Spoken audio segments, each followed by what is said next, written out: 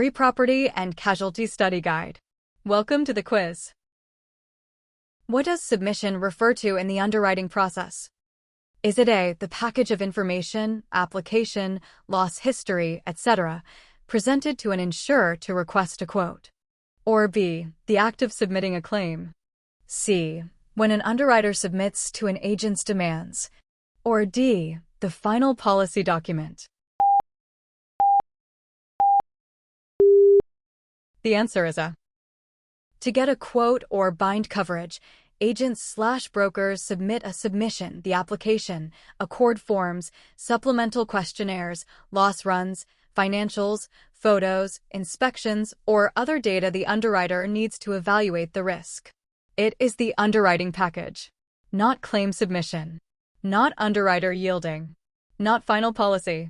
Submission is the complete risk information packet for quoting/underwriting. Next question.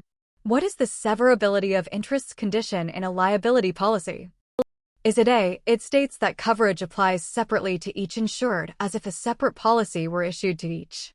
Or B, it allows the insurer to separate the interests of multiple claimants?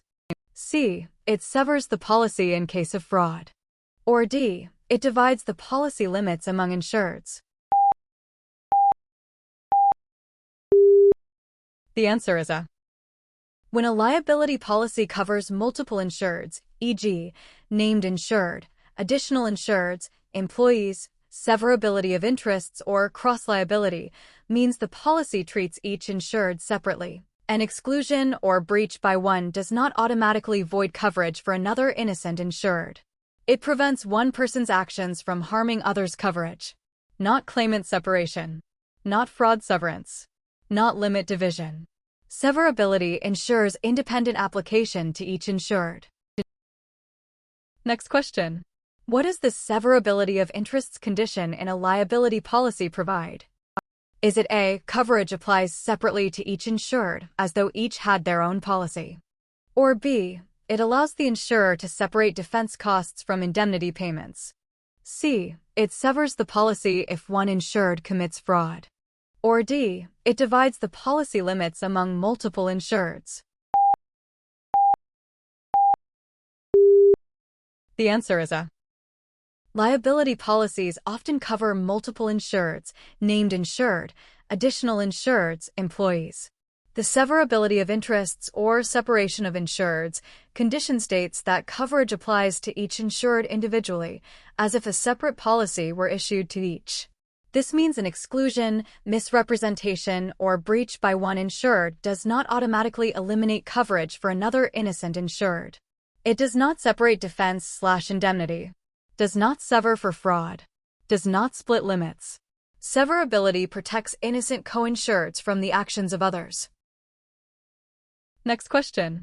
What is the completed operations hazard under a CGL policy? Is it A, liability arising from work that has been completed or abandoned, occurring away from the insured's premises?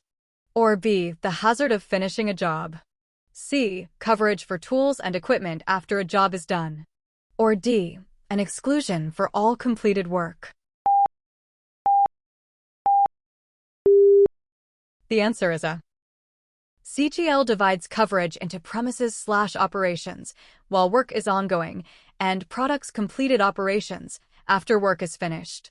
Completed operations covers bodily injury or property damage claims arising from the named insured's work after it is completed and put to its intended use, or abandoned, e.g., a faulty roof installation leaks years later.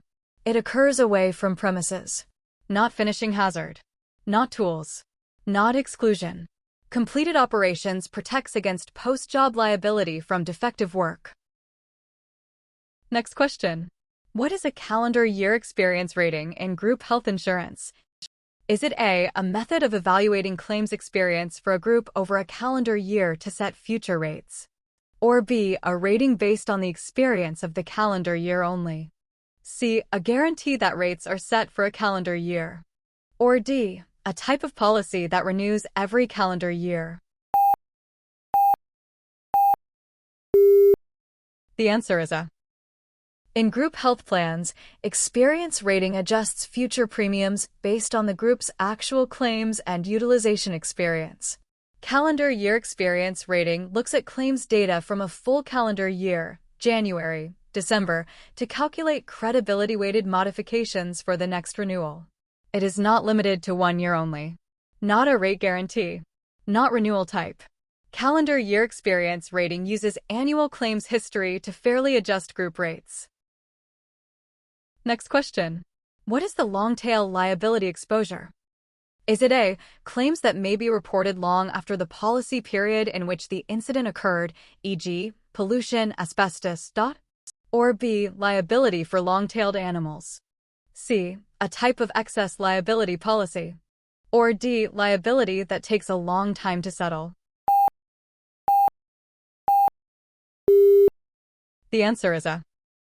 Long-tail liabilities involve injuries or damages that manifest or are discovered years after the triggering event, e.g., asbestos exposure, disease appears decades later, pollution, product defects.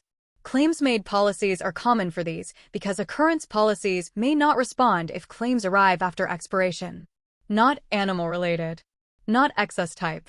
Not just slow settlement. Long-tail refers to delayed claim reporting after the act. That's it for today.